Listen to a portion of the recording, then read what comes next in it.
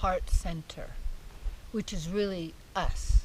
It is said in the Vedas, that meaning knowledge from the ancients, that the heart is where super soul, which we could call God within, Paramatma is also called God within, and us, where we inhabit the body.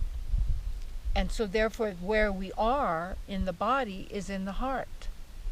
And then we have a mind, and we have an intelligence, but we already have a natural mind, a divine spiritual mind and intelligence.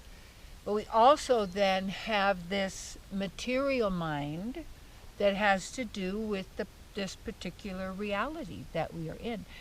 And what we want to do is be able to know the distinction between the heart and the mind. And the heart, in a sense, is the greatest generator that could possibly be. And what is the generation, or the generator is love. And and this love is a feeling, of course, and yet it is such a deep caring for, that you wish others well, that you're happy for their happiness, that you endeavor for the welfare of all life, all living entities, that it's, and then you've got the mind that can and has been so easily, you might call it programmed, or fed information or knowledge or whatever, that for most people what they do is focus on what's in the mind, and people are even accused, well, can't you think, or can't you think straight, or don't you use your head, or whatever. Well, everything has its place, and that means that it has its function. And so the main function is for us to be centered in the heart, and to stay centered in the heart, and then have the self, like the mind, focused right, you might say, on the third eye center, but like it's tied up in a sense, because it's being used on certain levels, but it's not being used in a, you might call it, detrimental way at all. You're making your mind your friend. And we want to harmonize our spirit and soul, which means the marriage that we do within ourselves between the male and the female. And remember, these are just labels, and such, and that the labels really aren't what they are. We cannot describe, but it's giving us some sense or idea of creativity. It's also logic. It's all of these abilities, and then all these abilities we have on supernatural levels, and intuition, and all of this sort of thing. So we want to be able to bring ourselves into the center and the heart, and to keep ourselves focused there, and really learn what it feels like to be really centered in your heart rather than in the mind. Because if your mind is in fear, if you're in anxiety, if you're in grudges and all of this kind of thing, these are all thought generated. And that's what emotions are, thought generated. Feelings are soul generated.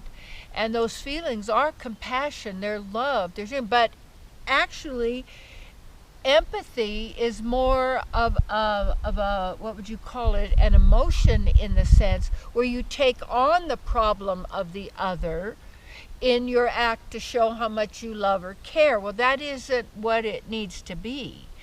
Just like you don't need to identify and take on the consciousness of humanity, so to speak, as a collective, and yet you know that we're the same at the level of who we are as spirit souls, and equal quantity and quality, and yet we're also individuals and whatever else we may be, you see.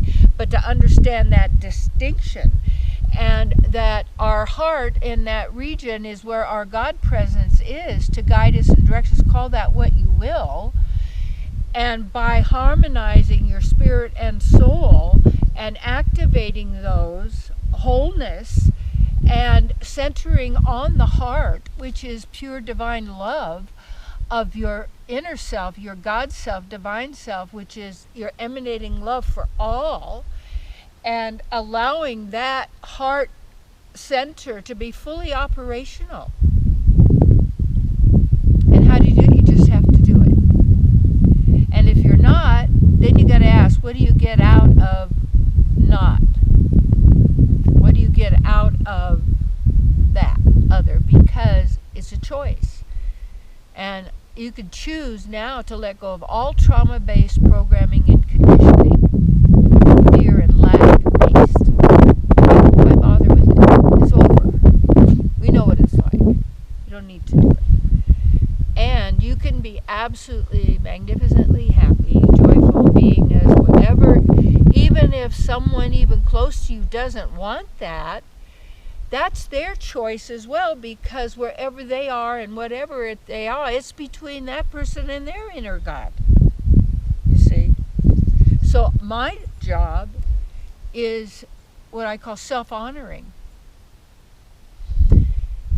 Is what can I do that would be the best for me and the best for everybody?